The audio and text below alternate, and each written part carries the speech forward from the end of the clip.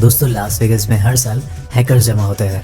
उनके हुनर की निगरानी करके अमेरिका के साइबर एक्सपर्ट ये समझते हैं कि हैकर्स का दिमाग कैसे काम करता है, वो बड़े बड़े ऑपरेशंस को कैसे अंजाम देते हैं। 2018 में जब ये हैकर्स की कॉन्फ्रेंस लास वेगास में चल रही थी, ठीक उसी वक्त हैकर्स ने एक पुणे बेस्ड इंडियन बैंक पर साइबर अटैक करके करीब $3 करोड़ की रकम उड़ा ली थी।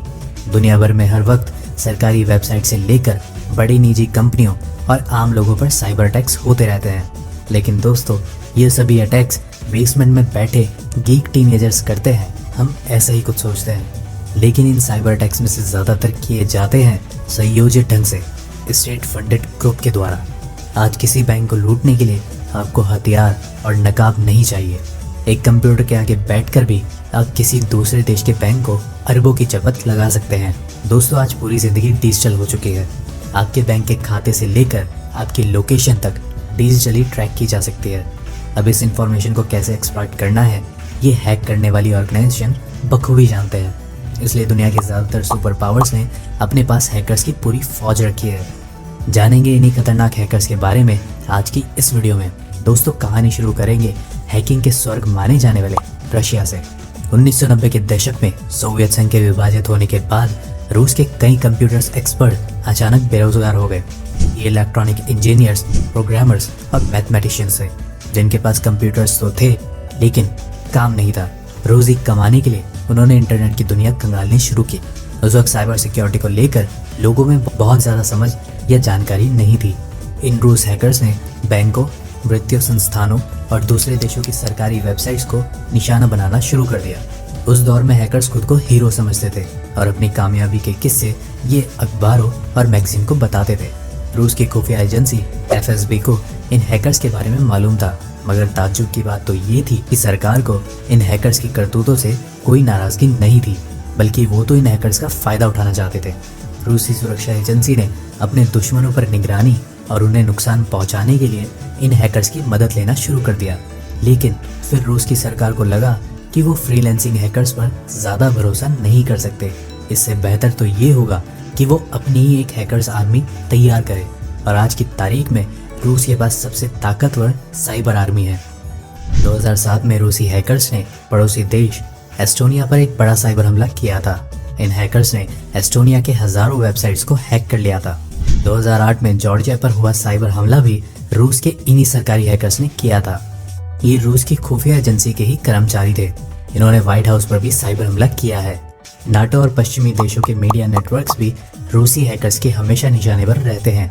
रूस से होने वाले साइबर हमलों में एक खास ग्रुप का नाम कई बार आता है, जिसका नाम है फैंसिलियर। माना जाता है कि हैकर्स के इस ग्रुप को रूस की मिलिट्री एजेंसी ही चलाती है। हैकर्स के इस ग्रुप पर आरोप है कि इसने पिछले अमेरिकी राष्ट्रपति चुनाव में दखलंदाजी भी की थी। रूसी पत्रकार आंद्रे सोल्डाटोव कहते हैं कि इन साइबर हमलों के जरिए रूस दुनिया को ये बताना चाहता है कि वो साइबर साम्राज्य का बादशाह है। 90 के दशक में हॉलीवुड फिल्म्स मैट्रिक्स से प्रभावित होकर जिन रूसी साइबर इंजीनियरों ने हैकिंग के साम्राज्य की बुनियाद रखी थी, वो आज खूब फल फूल रहा है। आज बहुत से हैकर्स रूस की सरकार के लिए काम करते हैं, मगर हैकिंग के इस खेल में रूस अकेला नहीं है। ईरान के पास भी है हैकर्स की सेना। ईरान भी हैकिंग की दुनिया का एक बड़ा खिलाड़ी है। 1990 के दशक में इंटरनेट के आने के साथ ही ईरान ने अपने यहाँ के लोगों को साइबर हमलों के लिए तैयार करना शुरू कर दिया था। ईरान जैसे देशों में सोशल मीडिया सरकार के खिलाफ आवाज़ उठाने का एक बड़ा मंच होता है। सरकार इनकी निगरानी करती है। ईरान में हैकर्स का इस्तेमाल वहाँ की सरकार अपने खिलाफ बोलने वालों का मुंह बंद करने के लिए करती है। 2009 में जब ईरान में सरकारी विरोध प्रदर्शन तेज हो रहे थे, तब ईरान के सरकारी हैकर्स ने तमाम सोशल मीडिया अकाउंट्स को हैक करके ये पता लगाया था कि आखिर इन आंदोलन के पीछे कौन है। उन लोगों की शिनाख्त होने के बाद उन्हें डराया धमकाया गया और जेल में डाल दिया गया। यानी साइबर दुनिया की ताकत से ईरान की सरकार ने अपने खिलाफ तेज हो रहे बगावती सुर को शांत कर दिया था। ईरान के पास रूस जैसी ताकत वाली साइबर सेना तो नहीं है, मगर ये ट्विटर जैसे सोशल मीडिया को भी परेशान करने की हिम्मत रखती है। जानकार बताते हैं कि ईरान की साइबर सेना को वहाँ के मशहूर रेवोल्यूशनरी गार्ड्स चलाते हैं। ईरान में दुनिया के एक से एक बड़े काबिल इंजीनियर्स और वैज्ञानिक तैयार होते हैं। दिक्कत ये है कि इनमें से ज़्यादातर पढ़ाई पूरे होने के बाद अमेरिका या दूसरे पश्चिमी देशों का रुख करते हैं। तो ईरान की साइबर सेना को बचे कुचे लोगों से ही काम चलाना पड़ता है। इस कमी को पूरा करने के लिए ईरान कई फ्रीलांसर हैकर्स को भी हायर करती है। ईरान अक्सर साइबर हमलों के निशाने पर भी रहता है, खास तौर से अमेरिका और इजराइल से। 2012 में ईरान के तेल उद्योग पर हुए साइबर हमले में उसके सिस्टम की हार्ड ड्राइव से डेटा उड़ा दिया गया था। ईरान पर इस साइबर हमले के पीछे अमेरिका या इजराइल का हाथ होने की आशंका थी। ईरान ने इसी हमले से सबक लेते हुए 3 महीने बाद अपने दुश्मन देश सऊदी अरब पर बड़ा साइबर हमला किया था। इस हमले में ईरान के हैकर्स ने सऊदी अरब के 30,000 कंप्यूटर्स का डेटा उड़ा दिया था। आज हैकर्स ने अपने साम्राज्य को पूरी दुनिया में फैला दिया है। आज हर देश में हैकर्स मौजूद हैं। कहीं वो सरकार के लिए काम करते हैं तो कहीं सरकार के खिलाफ। लेकिन एक देश ऐसा भी है जहाँ साइबर हैकिंग पूरी तरह सरकारी है। इस देश का नाम है उत्तर कोरिया। उत्तर कोरिया में हैकर्स की सेना को चलाती है वहाँ की खुफिया एजेंसी RGB। उत्तर कोरिया में 13-14 साल की उम्र से ही बच्चों को हैकिंग की ट्रेनिंग दी जाने लगी है। स्कूलों से प्रतिभाशाली बच्चों को छांटकर हैकिंग की खुफिया सेना में दाखिल किया जाता है। मैथ्स और इंजीनियरिंग में तेज स्टूडेंट्स को सॉफ्टवेयर इंजीनियरिंग की ट्रेनिंग दी जाती है। फिर या तो वो हैकर्स बनते हैं या फिर सॉफ्टवेयर इंजीनियर्स। उत्तर कोरिया अपने यहाँ के बहुत से छात्रों को चीन या दूसरे एशियाई देश में IT की पढ़ाई करने के लिए भी भेजते हैं ताकि वो साइबर वर्ल्ड को अच्छे से समझ सके और देश के काम आ सके।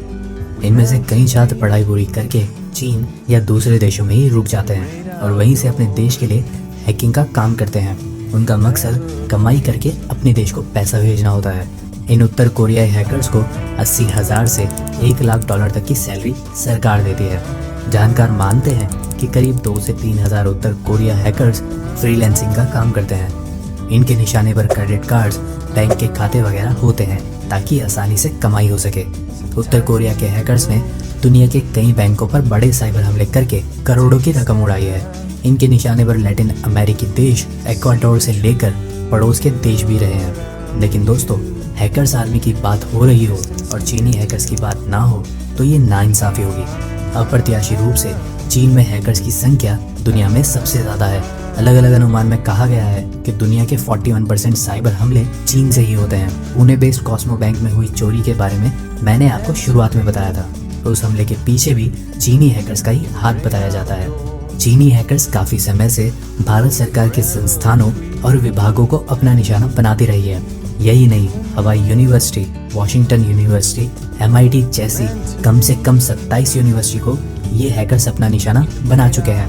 रिपोर्ट्स की माने तो ये सभी अटैक्स चीनी सरकार द्वारा स्पॉन्सर्ड है। हैकर्स सरकारी सिस्टम में घुसने के लिए खास डिजाइन के टूल और मालवेयर का इस्तेमाल करते थे। ये हैकर सबसे पहले सिस्टम के बाहरी हिस्से को हैक करते थे और उसके बाद मालवेयर और टूल की मदद से इंटरनल नेटवर्क को पूरा एक्सेस कर पाते थे।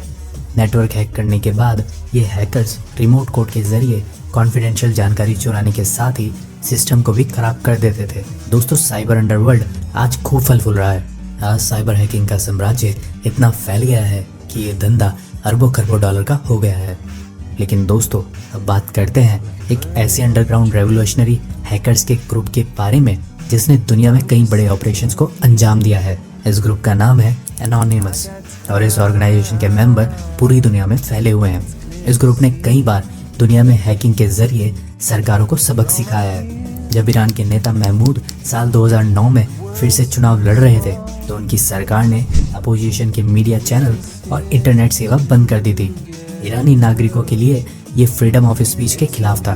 तब एनोनिमस ने इंटरनेट और मीडिया सेवाओं को अपने दम पर बहाल किया था। पहले से आतंकवादी हमलों के तुरंत बाद इस ग्रुप ने ISI पर ऑनलाइन वार की घोषणा कर दी थी।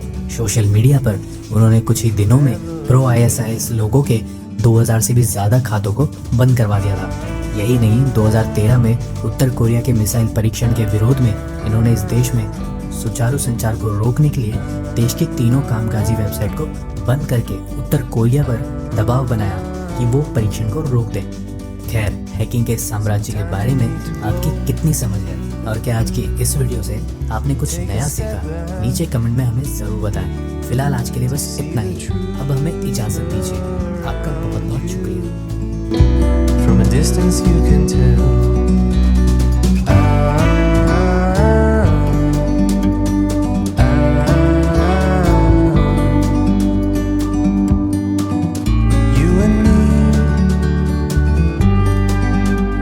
to be